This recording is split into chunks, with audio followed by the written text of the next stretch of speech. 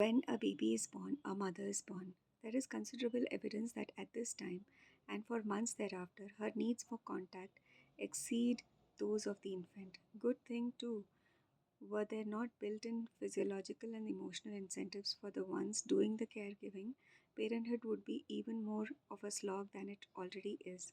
Fewer babies would have their survival needs met if fulfilling those needs were not rewarding for parents. With its usual brilliance, our interpersonal biological makeup dictates that our requirements be mutual. One of the unfortunate impacts of our culture's way of doing things is that stress tends to whittle down these innate rewards, making parenting more frustrating and daunting than it already ought to be.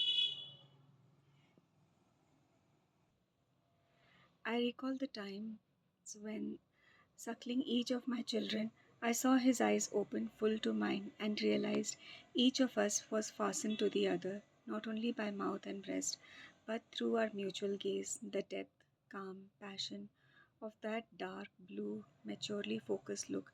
I recall the physical pleasure of having my full breast suckled at a time when I had no other physical pleasure in the world except the guilt ridden pleasure of addictive eating. Neurobiologically, Rich was right on target.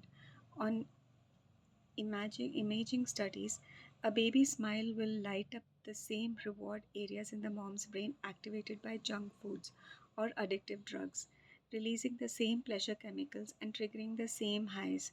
Nature has unscrupulous drug nature that unscrupulous drug pusher. Our culture has become contact starved. Amid the stresses generated by our culture, even educated middle class parents are challenged to provide these needs if they are even aware of them. Soothing perinatal experiences, prompt responsiveness to the needs of the infant, and prevention of distress. Extensive touch and constant physical presence, including touch with movement, carrying and holding. Frequent infant initiated breastfeeding for 2 to 5 years with 4 as the average weaning age.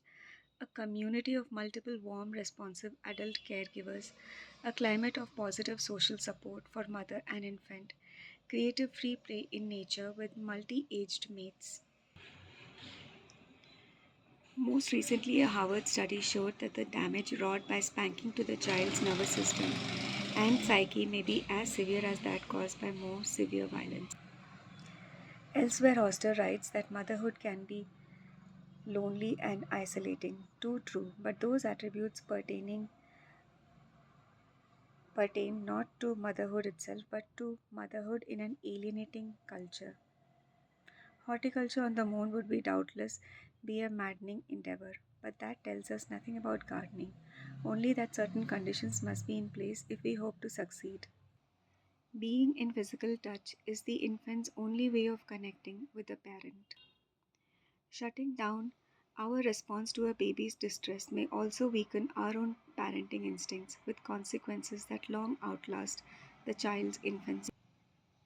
Why parental stress matters, especially in infancy but throughout childhood, the young human uses the emotional and nervous system of the caring adults to regulate her own internal states. The interpersonal biological math is elementary. The more stressed the adult, the more stressed the child.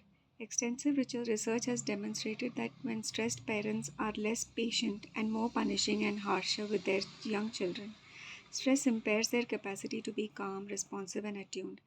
As a recent review by leading researchers pointed out, in more stressful environments for parents, children not only experience less protection from environmental stressors, but also are more likely to have stress inducing relationships with caregivers.